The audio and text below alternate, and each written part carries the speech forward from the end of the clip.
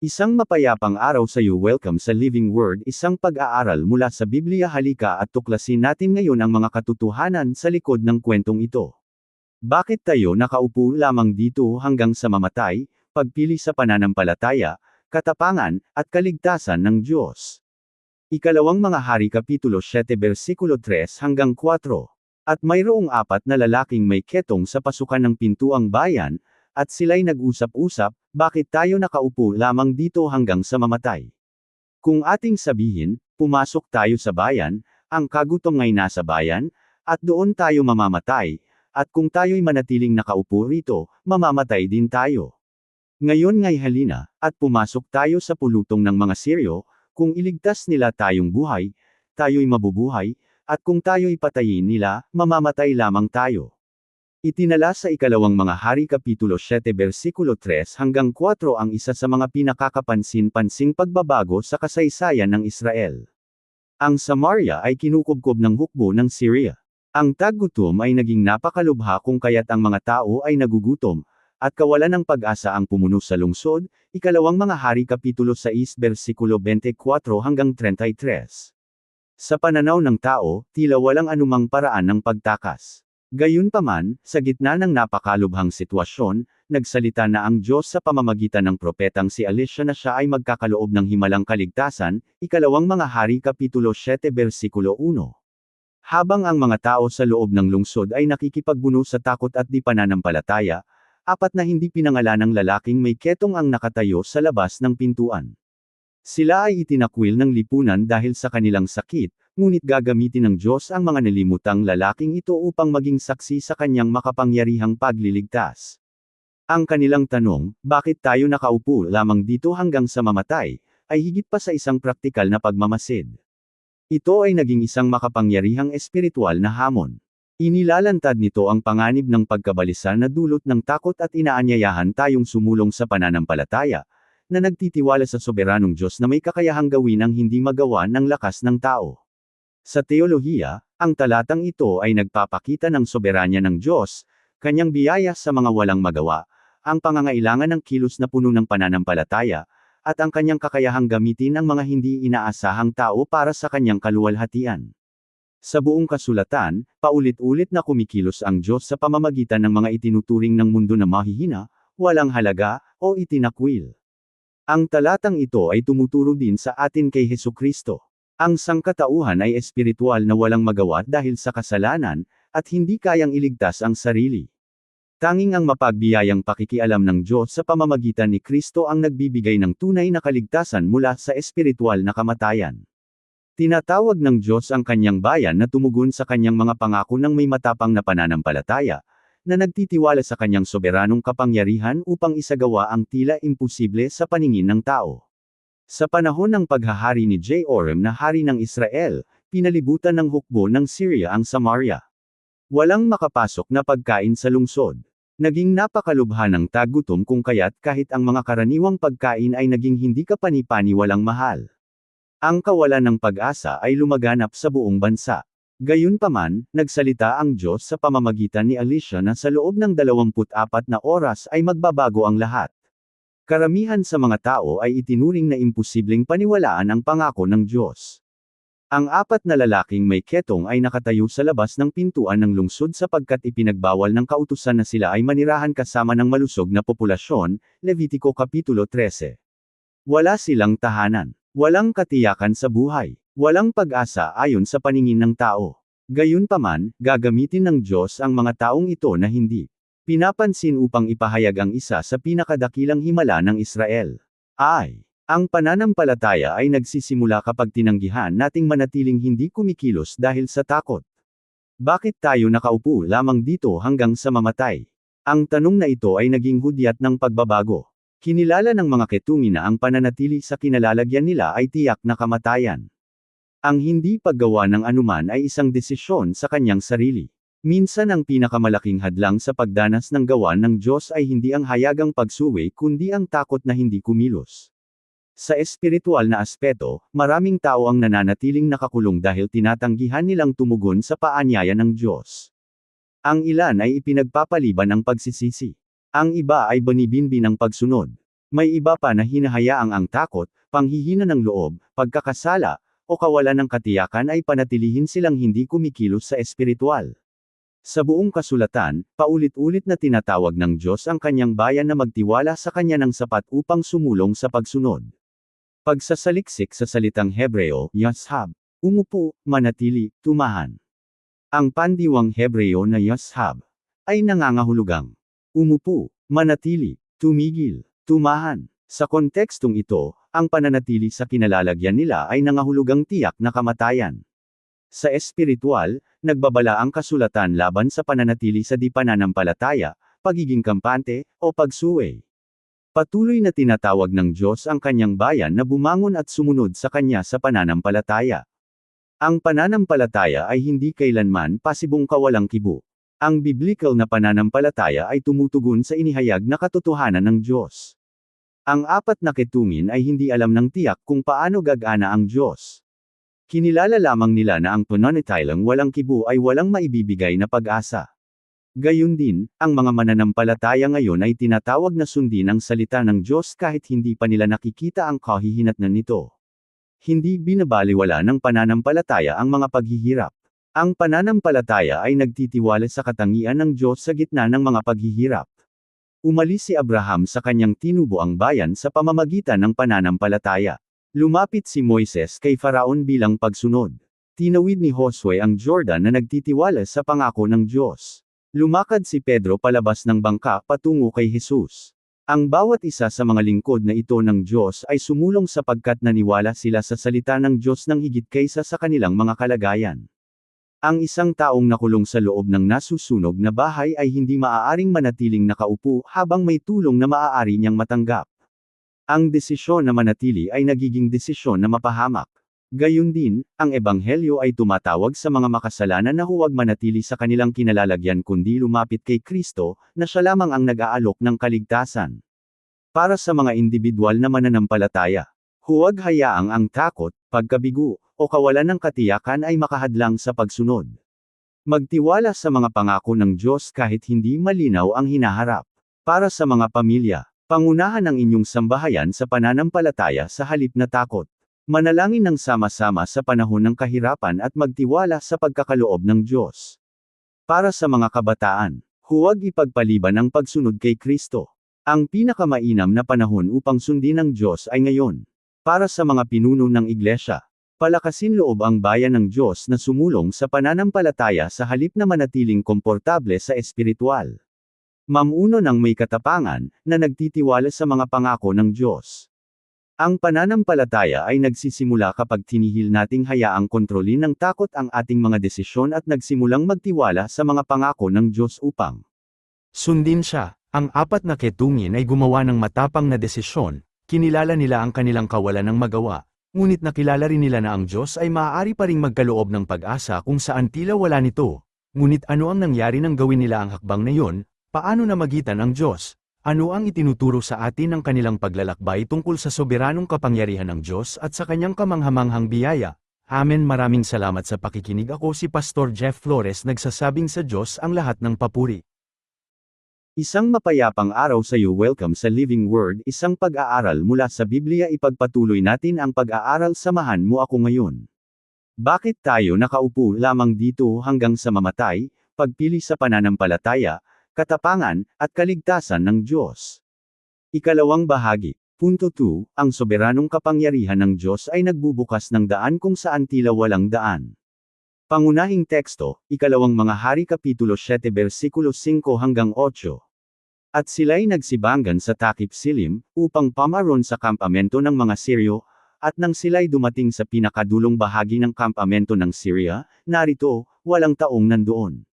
Sapagkat panarinig ng Panginoon sa kampamento ng mga Siryo ang hagong ng mga karo, at hagong ng mga kabayo, sa makatuwid bagay ang hagong ng malaking hukbo.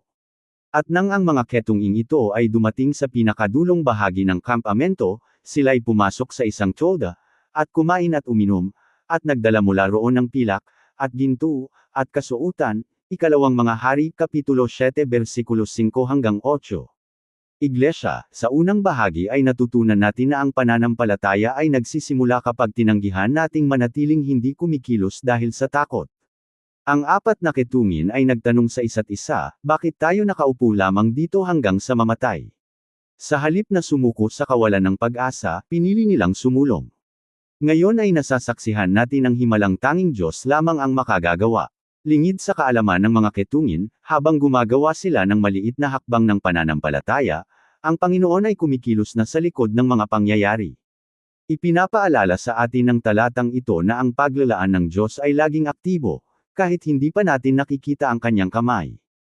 2. Ang soberanong kapangyarihan ng Diyos ay nagbubukas ng daan kung saan tila walang daan. Lumapit ang mga ketungin sa kampo ng Syria na umaasa sa awa o kamatayan. Sa halip, nakatagpo sila ng ganap na hindi inaasahan. Ang kampo ay walang laman. Ang makapangyarihang hukbo ng Syria ay tumakas. Walang labanan na naganap. Walang hukbo ng tao ang dumating. Walang estratehiyang militar ang ginamit. Ang tagumpay ay ganap na sa Panginoon. Ang himalang ito ay nagpapakita ng isa sa pinakadakilang katotohanan ng kasulatan. Kapag pinasiyaan ng Diyos na iligtas ang kanyang bayan, walang makapipigil sa kanyang soberanong layunin. Sapagkat ang Panginoon ang nagparinig. Ang talata 6 na ay nagsisimula sa makapangyarihang mga salitang ito. Sapagkat pinarinig ng Panginoon sa kampamento ng mga Siryo ang hagong ng mga karo. Pansinin kung sino ang kumilos. Hindi pinupuri ng teksto ang lakas ng Israel. Hindi nito pinararangalan ng husay sa militar. Ibinibigay nito ang lahat ng kaluwalhatian sa Diyos. Idinulot ng Panginoon sa hukbo ng Syria na makarinig ng bagay na hindi naman talaga umiiral. Naniwala silang isang napakalaking hukbo ang paparating. Nilupig sila ng takot. Iniwan nila ang kanilang kampo, ang kanilang mga supply, at ang kanilang kayamanan. Ang himala ay ganap na sobrenatural. Nagawa ng Diyos ng walang sandata ng tao ang hindi kayang makamit ng anumang hukbo ng tao. Pagsasaliksik sa salitang Hebreo, QOL, tinig, O-H-U-G-O-N-G. Ang salitang Hebreo na isinalin na, hagong, ay kul. Maaari itong mga hulugang, tinig, tunog, kulog, malakas na ingay, makapangyarihang pahayag. Sa buong lumang tipan, ang kul ay madalas na iniuugnay sa makapangyarihang gawa ng Diyos. Sa bundok Sinai, ang tinig ng Diyos ay yumanig sa bundok. Ang mga salmista ay nagsasalita tungkol sa tinig ng Panginoon sa ibabaw ng tubig. Dito, ginamit ng Diyos ang isang tinakda ng Diyos na tunog upang isagawa ang kanyang layunin. Narinig ng mga Siryo ang nais ng Diyos na marinig nila. Ito ay nagpapaalala sa atin na ang Panginoon ay namumuno hindi lamang sa mga tao kundi pati na rin sa sangnilikha, mga kalagayan, at maging sa pananaw ng tao. Ang ganap na soberanya ng Diyos. Ang talatang ito ay magandang naglalarawan sa doktrina ng soberanya ng Diyos. Ang Diyos ay namumuno sa mga bansa, mga hari, mga hukbo, kalikasan, kasaysayan, mga puso ng tao. Walang nangyayari sa labas ng kanyang soberanong kaalaman at autoridad. Ang hukbo ng Syria ay naniwalang tumatakas sila mula sa isang makapangyarihang puwersang militar. Sa katotohanan, tumatakas sila dahil namagitan ng makapangyarihang Diyos. Ipinapahayag ng Kawikaan Kapitulo 21 Versikulo 1. Ang puso ng hari ay nasa kamay ng Panginoon, kanyang ikanikilos saan man niya ibigin. Gayun din, ipinapahayag ng Awit Kapitulo 46 Versikulo 9. Kanyang pinatitigil ang mga paglilitis hanggang sa wakas ng lupa. Ang Diyos ng kasulatan ay hindi kailanman nagugulat sa mga krisis. Hindi siya kailanman nalulula sa mga imposibleng sitwasyon. Siya ay nananatiling nakaluklok sa ibabaw ng bawat kalagayan. Madalas kumikilos ang Diyos sa likod ng mga pangyayari. Isa sa pinakakomportableng katotohanan sa ulat na ito ay ang walang kaalam-alam ang mga ketungin sa kung ano ang nagawa na ng Diyos. Habang mabagal silang naglalakad patungo sa kampo ng Syria, ang langit ay nauna na sa kanila. Ang ayos na ito ay paulit-ulit na lumilitaw sa kasulatan. Bago pa makarating ang Israel sa dagat na pula, naghanda na ang Diyos ng daan patawid. Bago pa harapin ni David si Goliath, inihanda na ng Diyos ang tagumpay. Bago pa pumasok si Daniel sa yungib ng mga leon, itinakda na ng Diyos na sarhan ang bibig ng mga leon. Bago pa dumating ang mga kababaihan sa libingan ni Kristo, naigulong na ang bato. Gayun din, ang mga mananampalataya ngayon ay madalas na natutuklasan na ang Diyos ay kumikilos na ng matagal bago nila nakilala ang kanyang kamay. Ang aming pananagutan ay tapat na pagsunod. Ang pananagutan ng Diyos ay ang kahihinatnan. Ang mga ketungin ay naging mga unang saksi sa pagkakaloob ng Diyos. Nang pumasok ang mga ketungin sa inabandonang kampo, natagpuan nila ang saganang pagkakaloob. Pagkain, tubig, pilak, ginto, kasuotan, lahat ng kailangan nila ay inihanda na. Napakaganda na pinili ng Diyos ang apat na itinakwil na ketungin upang maging mga unang saksi sa kanyang himalang kaligtasan.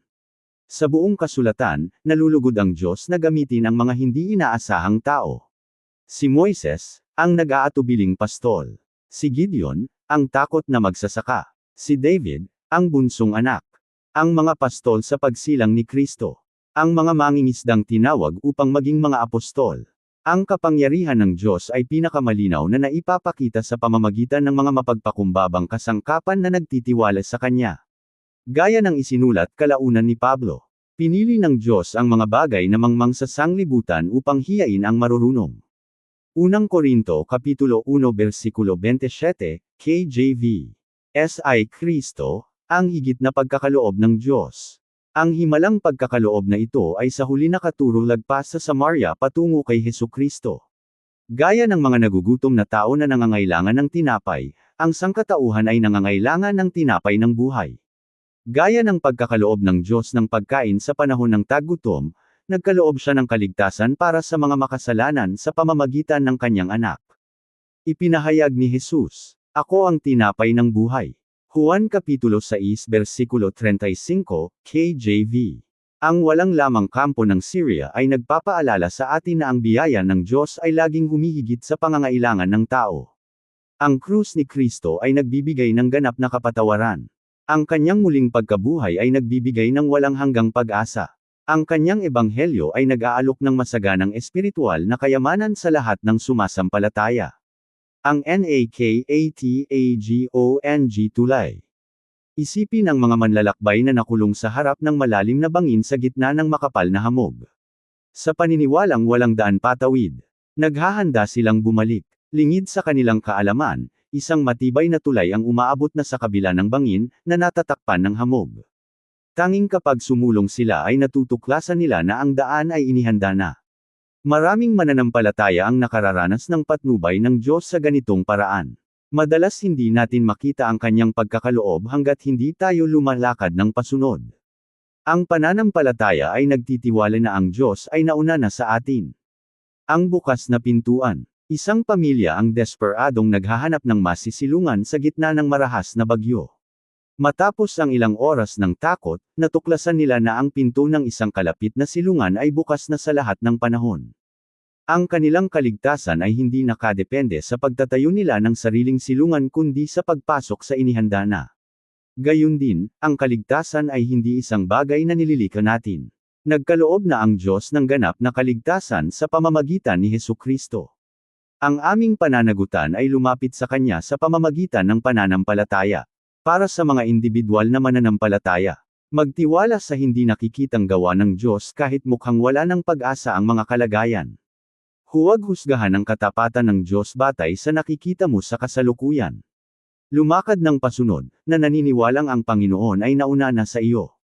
Para sa mga pamilya, kapag ang inyong sambahayan ay nahaharap sa problemang pinansyal, sakit, o kawalan ng katiyakan, alalahanin na ang Diyos ay nananatiling soberano.